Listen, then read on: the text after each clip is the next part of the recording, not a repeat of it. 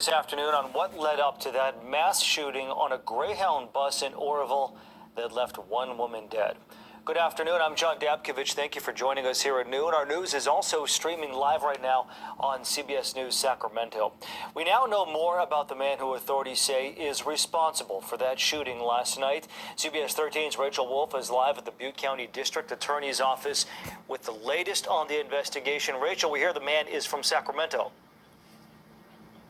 Yes, according to authorities, this is a 21-year-old that lived a, quote, transient lifestyle, but that he hailed from Sacramento and had spent time in the Bay. He was actually wanted out of Alameda County for illegal possession of a firearm. That's a felony warrant that he was wanted on. Let's take a look at who the suspect is in this case. The Butte County Sheriff's Office says 21-year-old ASAAHDI Elijah Coleman is responsible for the mass shooting that left one woman dead and 4 others injured, including an 11-year-old girl and a 25-year-old pregnant woman. He reportedly fired 12 rounds with a 9mm gun inside this Greyhound bus before ditching the gun and running to a nearby Walmart, where he was taken into custody naked about a half an hour later by deputies. The DA says he got on in Redding by himself. The bus stopped in Red Bluff and Chico, and it was then that there was some sort of exchange that got very heated. At some point, he began to have a conversation with other members of the bus. I think the conversations at this point can best be characterized as him acting paranoid and agitated.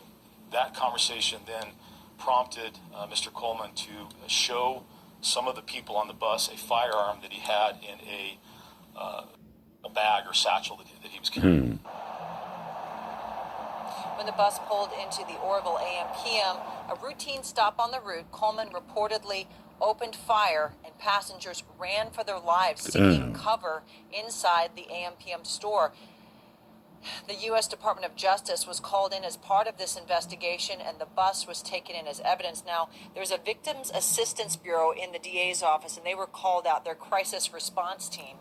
They were triaging people, they were counseling people. This was, quote, a very chaotic scene at that gas station, and then, of course, bringing people to safety and getting them the counseling that they needed. This was a very, very difficult situation. Many different law enforcement agencies involved, and quite frankly, stunning and shocking for the small town of Oroville that has been reeling from so many disasters recently. The authorities are telling me that Coleman is expected to be in Superior Court tomorrow at 3 p.m.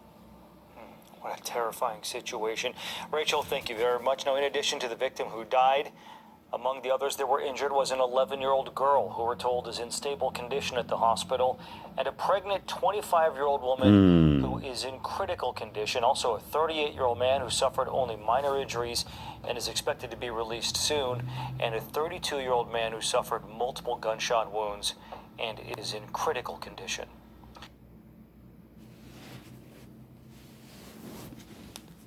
Rest in peace to that lady. Speedy recovery for the others injured in that shooting. Once again, in spite of Black History Month, you got black men shooting kids, killing kids across America. When will it end?